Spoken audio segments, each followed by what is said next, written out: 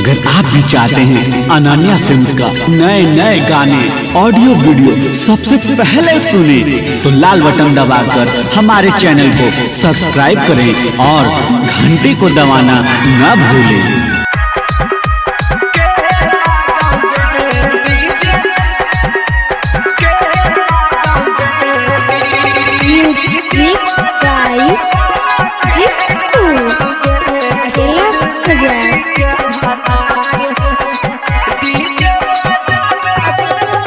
DJ बजावे वाला के लागोगे गे, डीजे बजावे वाला के लागोगे।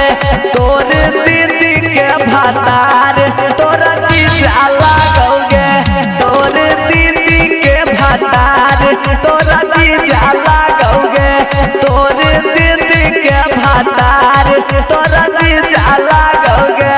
छौरी छौरी छौरी